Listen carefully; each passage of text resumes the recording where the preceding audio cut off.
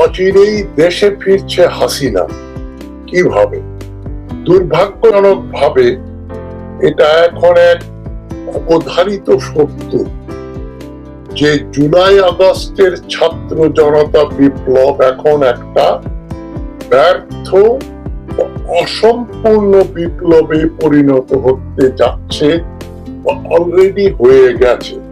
Doctor ইউনূসের সরকার আমাদেরকে নিরাশ করেছেন, এটা বলা যায়।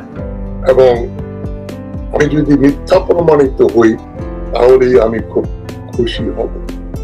কেননা আওয়ামী লীগের বহু বড় বড় সন্ত্রাসী নেতা এখন সেনাপ্রধান জেনারেল ওয়াকারুজ্জামানের অতিথি হিসাবে, ভিভিআইপি অতিথি হিসাবে বাংলাদেশের বিভিন্ন সেনানিবাসে আরাম করছেন।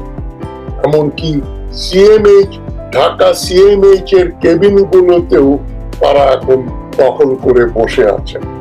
এবং আমার খুবই নির্ভরযোগ্য সূত্রে একজন রিটায়ার্ড লেফটেন্যান্ট জেনারেল এর ভাষ্য অনুযায়ী যে ক্যান্টনমেন্টের সিএমএইচ হাসপাতালে তারা আছেন এবং অনেকেই ঢাকা ক্যান্টনমেন্টের ভেতরে জেনারেলদের যে বিলাসবহুল 7,000 স্কয়ার ফিট এক একটা অ্যাপার্টমেন্ট, তুর্য অ্যাপার্টমেন্টেও নাকি কয়েকজনকে দেখা গেছে। তারা সব রিটায়ার্ড সেনা অধিনায়ক এবং সিএমএইচ হাসপাতাল সহ শুধু ঢাকা সেনানিবাস নয়, কুমিল্লা, চট্টগ্রাম, যশোর, গিলাতলা, খুলনাতে, রংপুর, বগুড়া ও দেশের অন্যান্য সেনানিবাসে তারা অবস্থান করছে। জেনারেল ওয়াকারুজ্জামান যে ধৃষ্টতার সঙ্গে ঘোষণা করলো যে আমি অনেককে তাদের নিরাপত্তার জন্য কাস্টাডিতে নিয়েছিলাম, সেফ কাস্টাডিতে, তাদের 2000-এর উপর লোককে উনি ছেড়ে দিলেন। ডক্টর ইউনূসও জানলেন না, আমরাও জানলাম। যাই হোক, হাসিনাকে বেআইনি ভাবে পাঠিয়ে দিলেন, সেটাও করা আমরা দেখলাম, নাকের ডগার উপর দিয়ে ঘটলো। মিথ্যাচারী জেনারেল ওয়াকার বললেন তিনি জানতেনও না যে হাসিনা চলে যাবে কত তাড়াতাড়ি। হাসিনার ফিরে আসার ক্ষণ এখন বোধহয় সমাগত।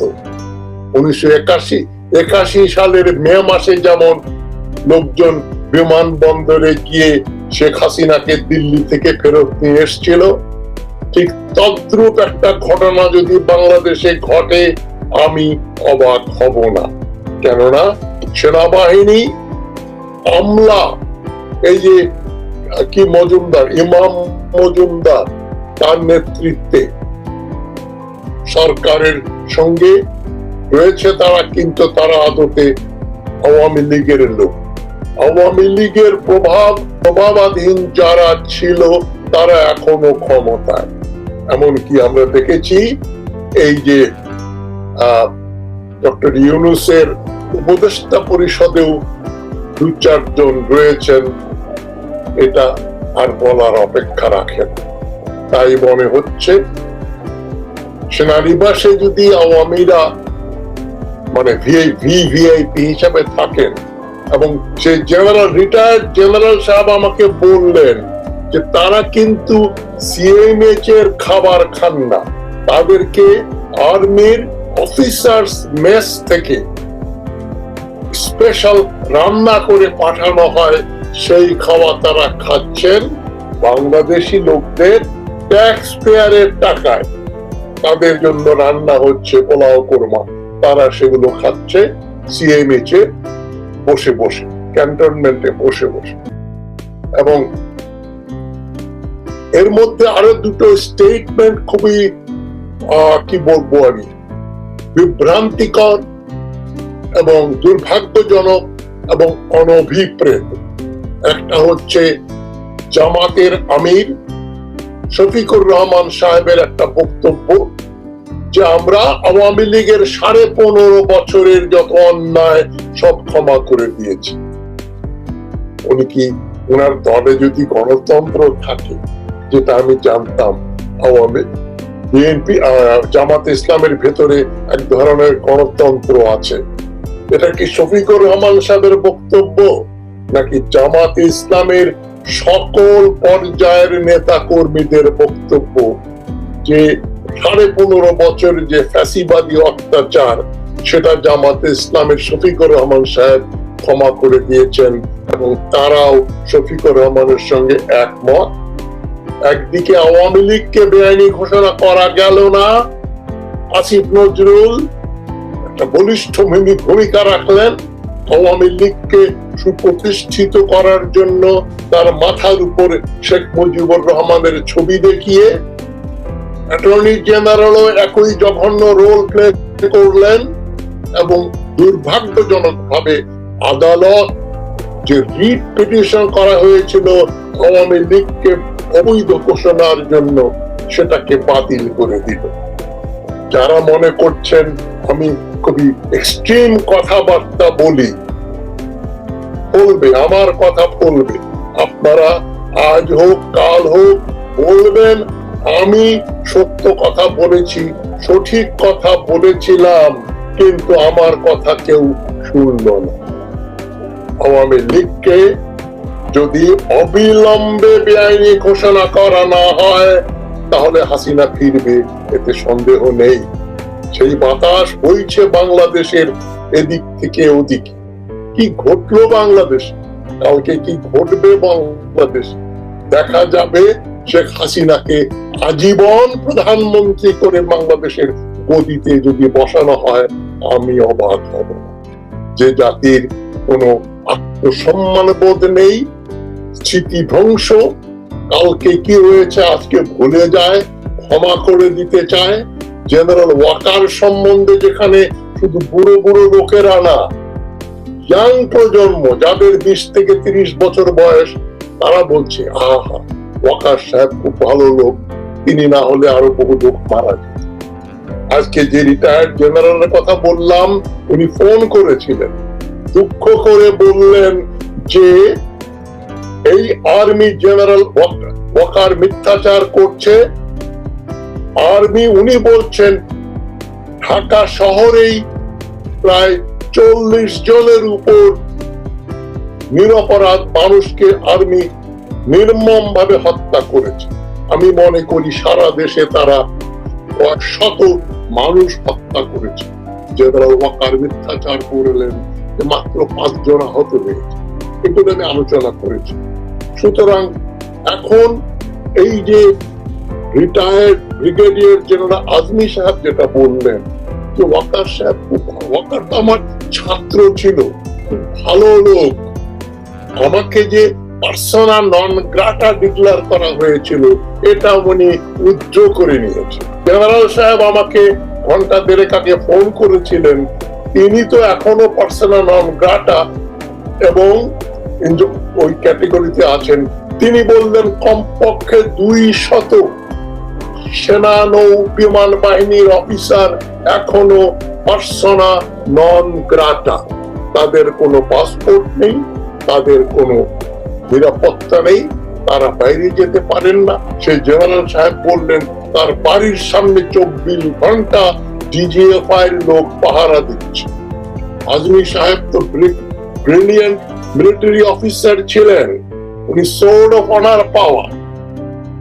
উনি কিভাবে ওয়াকারকে একজন ভালো লোক বললেন?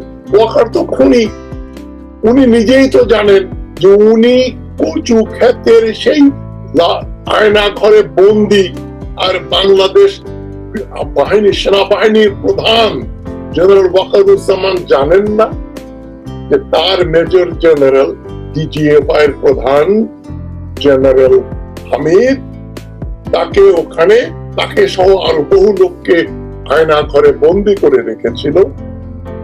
আজকে যে রিটায়ার্ড জেনারেল সাহেব আমাকে ফোন করেছিলেন, উনি বললেন আয়না ঘর শুধু ঢাকাতে নয় আরো আছে, এবং সেখানে এখনো বহু বন্দী অন্ধকার কুঠুরিতে পড়ে রয়েছে। তাদেরকে ওয়াকার ছেড়ে দিচ্ছে না, এবং সেই ওয়াকারকে ক্লিন চিট দিচ্ছেন ব্রিগেডিয়ার রিটায়ার্ড আজমি। কি হচ্ছে?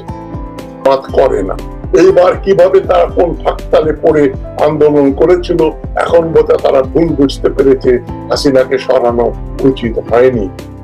সুতরাং হাসিনাকে এখন 15 বছরের সমস্ত গুনাহ খাতা মাফ করে দেবেন। মাফ করার মালিক তো আল্লাহ তাআলা। আল্লাহ সুবহানাহু ওয়া তাআলা ছাড়া কারো কাউকে ক্ষমা করার অধিকার নেই। তারা যদি একজন ব্যক্তির প্রতি কোনো অন্যায় করে, সেই ব্যক্তি শফিকুর রহমান তাকে ক্ষমা করতে পারে, কিন্তু দল হিসাবে আওয়ামী লীগকে ক্ষমা করা যায় না। তারা একটা ফ্যাসিবাদী, তাদের অধিকাংশ নেতা ফাঁসির আসামি হওয়া উচিত। এটা কি শফিকুর রহমান সাহেব বোঝেন না? মানে ওয়াকারকে স্নেহ করি, এই কথা কোন সুস্থ মস্তিষ্কের লোক বলতে পারেন? এটা আমি ব্রিগেডিয়ার রিটায়ার্ড আজমি সাহেবের বক্তব্য না শুনলে বিশ্বাস করতাম। এখন আরেকটা স্টেটমেন্ট দিয়ে দেন, বেচারি হাসিনা এখন তার পাসপোর্ট নেই, শি ইজ স্টেটলেস,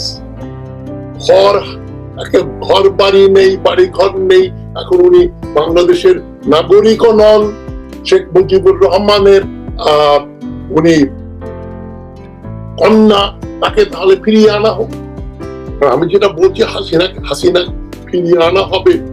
হাসিনা ব্যক্তিগতভাবে ফিরে না আসলেও স্পিরিচুয়ালি হাসিনার লোকজন তো এখন ক্ষমতায়, চারদিকে ব্যুরোক্রেসিতে তারা, সেনাবাহিনীতে তারা, সেনাবাহিনীতে কমপক্ষে 25-26 জন জেনারেল হাসিনাপন্থী, তাদেরকে রেখে দিয়ে এখন দেশ চলছে একটা উদ্ভট উটের পিঠে চড়ে। শামসুর রহমান, কবি শামসুর রহমান যেটা বলেছিলেন, দেশ আজ এক উদ্ভট উটের পিঠে। এই উটের পিঠ থেকে তো নামতে হবে। কারা নামা? ছাত্র জনতা, তোমরাই নামা। আবার তোমাদের বলছি, তোমরা সহজেই কাউকে বিশ্বাস করবে না। যারা এই দুর্ভাগ্যজনক বক্তব্য দিচ্ছে, তাদের মনের ভিতরে কি সেটা আল্লাহ মাহবুব জানেন। তবে আমরা তো সন্দেহ করতেই পারি, এবং সন্দেহটা আমার এখন বিশ্বাসে পরিণত হচ্ছে যে জামাত ইসলামী সিনসিয়ার না, তারা পোল্টি মারবে।